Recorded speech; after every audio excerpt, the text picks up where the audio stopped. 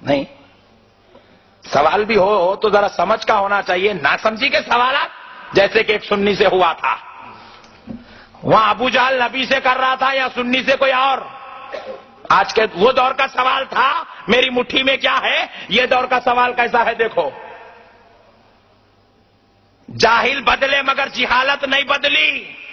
1400 سال سے وہی کاپی ہے, وہی زیراکس نکل رہا ہے اوریجنلٹی کا. ایک صاحب مکہ مسجد سے جمعہ کی نماز پڑھ کے نکلے, بازو ہوٹل میں آئے, چائے بسکٹ وغیرہ سب کر لیے, بڑی بہترین داڑھی تھی, چھوٹا لمبا کرتا, چھوٹا پیجامہ, پیشانی پہ گھٹا بھی تھا. چائے پی کے آگے ایک آٹو وائر مکہ مسجد میں سے نکلا, روکے, بولے بیٹا ذرا رک جا. بولے چاچا کہاں چلنی ہے؟ بولے بیٹے چلنی ہے افضل گنج. بولے بیٹھ جاؤ. بیٹھ گئے, میٹر ڈال لیا, بٹھا لیا. چاچا پوچھے میاں اتنی دیر کیا کر رہا تھا اندر؟ میں بھی یہیں پڑھا نماز, مگر میں نکلا چائے بسکٹ سب ہوئی, تو اب نکل رہا بھائی. بولے چاچا وہ سلام پڑھا, فاتحہ پڑھا, سارے مبارک ہے, زیارت کر کے نکلا. اب چچا کی ٹینشن ہو گئی, جو نہیں سننا چاہتے تھے وہ بول دیا, موڈ خراب کر دیا. بولے چاچا دیکھ بھتیجے, تو جو فاتحہ پڑھا, سلام پڑھا, یہ قرآن حدیث میں ہے, یہی سوالات ہے جہالت کے. اب وہ آٹو والا سننا تھا, اتنا ہنسا, اتنا ہنسا, اتنا ہنسا, آٹو بے قابو ہونے لگا. چاچا ٹینشن میں آ گئے, بولے بیٹا کہیں لگا دے گا, سامنے پولیس اسٹیشن ہے, ڈال لیں گے. صبر کر ذرا, سائیڈ میں تو لے. بڑی مشکل سے سنبھالتے سنبھالتے سائیڈ میں لیا.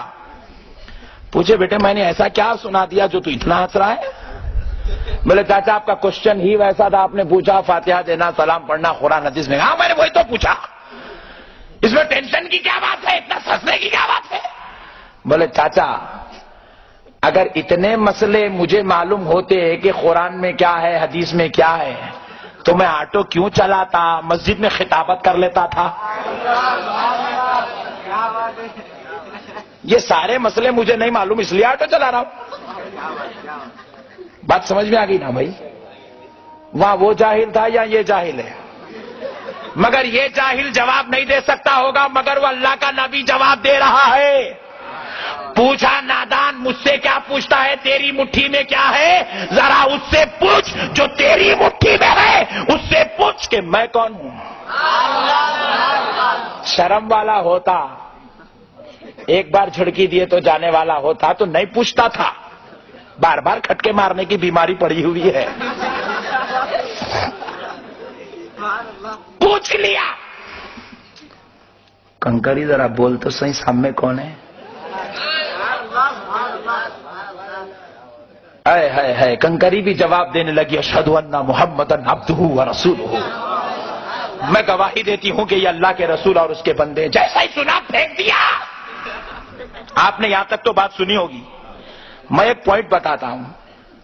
میں پوچھتا ہوں, کافر کی زبان تھی ابو جہل کی, کافر بول رہا تھا پتھر تو مردہ ہے, پتھر زندہ ہے مردہ ہے؟ پتھر تو مردہ ہوتا ہے, اسے جان نہیں ہوتی, اسے آنکھ ہوتی ہے نہ کان نہ کچھ نہ, کیا وہ پتھر ہے؟ مگر کافر بول رہا ہے تو پتھر سن رہا ہے. پوائنٹ نوٹ کیا جائے, کافر کو بولنے کی قوت آئی کہاں سے اور پتھر کو سننے کی قوت آئی کہاں سے؟ کافر بولے تو پتھر کیسے سنا؟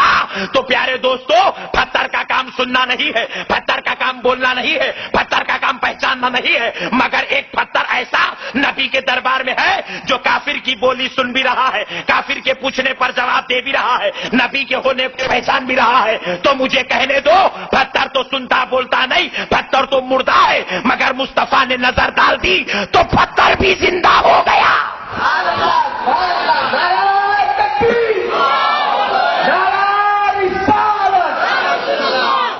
نظر مصطفیٰ کا یہ کمال ہے کہ وہ اگر پڑ جائے تو مردوں کو بھی زندگی مل جائے. تو مجھے کہنے دو, پتھر بول نہیں سکتا, مصطفیٰ کی نظر پڑی تو بول رہا ہے. پتھر سن نہیں سکتا, نظر مصطفیٰ پڑی تو سن رہا ہے. کافر سنا نہیں سکتا, نظر مصطفیٰ پڑی تو کافر سنا بھی رہا ہے. ارے پتھر تو مجھے کہنے دو جب وہی نظر مصطفیٰ معشوق ربانی پہ پڑ جائے اور وہ آنے والے غلام کی بولی خبر میں لیٹ کر سن لے تو کیا تعجب کی بات ہے.